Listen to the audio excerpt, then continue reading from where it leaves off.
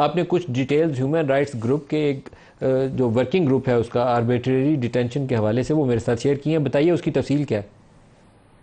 उसकी तफसील मलिक साहब ये है कि ये यूनाइटेड नेशंस का एक ग्रुप है जो लॉयर्स और जजेस से बना हुआ होता है। ये साल में 3 दफा सिर्फ बैठते हैं और इसमें बड़े बड़े नाम इस वक्त मौजूदा मलेशिया का प्राइम मिनिस्टर अनवर इब्राहिम, मालदीव्स के प्रेसिडेंट, जब भी ये जेल में गए उनका पहला स्टेप ये होता है कि यूएन से ये फैसला लें कि वो क्या कानूनी तरीके से या गैर कानूनी तरीके से जेल में डाले गए। अल्हम्दुलिल्लाह ये केस अभी 6-8 महीने से हम लड़ रहे थे यूएन के साथ। ने पाकिस्तान को भी लिखा, पाकिस्तान ने अपना जवाब दिया नहीं चाहिए, मुझे नहीं पता, लेकिन फिर इनने कंक्लूड ये किया है कि इमरान खान को गैर कानूनी तरीके से मुकम्मल तौर पे जेल पे ऐसी डाला है तो कम्प्लीटली इलीगल और गैर कानूनी था। उन्हें कंक्लूड ये किया कि इमरान खान को कॉम्पनसेशन दी जाए अपने इस गैर कानूनी तरीके से जेल में डालने के लिए।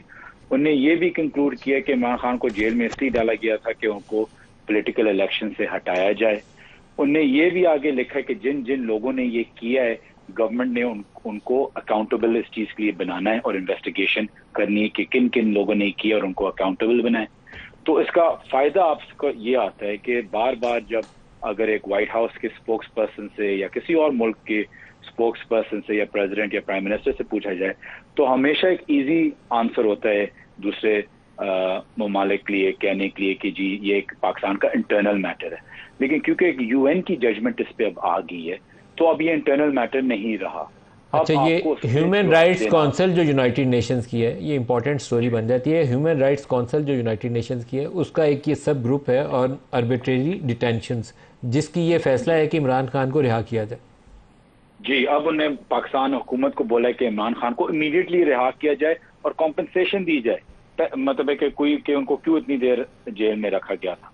तो अब उनका काम है चेस भी करना, उनका काम है बाकी मुल्कों से स्टेटमेंट्स भी दिलवाना और इंशाल्लाह ये हम रिपोर्ट पूरी दुनिया में अभी लेके जाएंगे सारी लीडरशिप के पास कि पहले तो आप लोग कहते थे कि हमारे जजेस और हमारे कोर्ट्स का इंटरनल मसला है, पाकिस्तान का अंदर का मसला है, लेकिन अब यूनाइटेड नेशंस ने यह फैसला दिया है कि इमरान खान गैर कानूनी तरीके से जेल में है, तो लिहाजा अब आप इस पे क्या कहते हैं। तो अब वो जवाब दे हमें नहीं दे रहे पाकिस्तान बतौर पीटीआई या पाकिस्तानी या जुल्फी बुखारी, अब वो जवाब दे रहे हैं कि यूनाइटेड नेशंस के ग्रुप्स, यूनाइटेड नेशंस का क्या वर्डिक्ट था और अब यूनाइटेड नेशंस का जो ह्यूमन राइट्स कमिश्नर। जुल्फी, आप खुद भी इस ग्रुप में अपीयर हुए, आपने भी कोई प्रेजेंटेशन किया उसमें?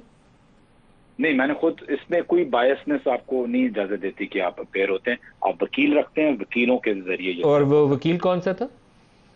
जी, वकील 2-3 थे जी, वो सारे उनकी अपनी भी प्रेस कॉन्फ्रेंसेस और प्रेस स्टेटमेंट्स अभी निकली है। मैंने आपको एक फोर्ड भी की थी, सारा गोगन, हार्बर्ट लुइस की एक हैं, इंग्लैंड की भी, अमेरिका में भी एक वकील रखा था।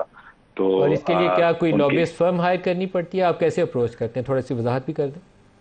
नहीं, लॉबियस्ट फर्म नहीं, हम फैसला किया था कि हम यूएन पे जाएंगे और फिर लॉयर्स एंगेज किए और वकीलों के थ्रू सारा हुआ, इसमें कोई लॉबियस्ट इन्वॉल्व नहीं होता।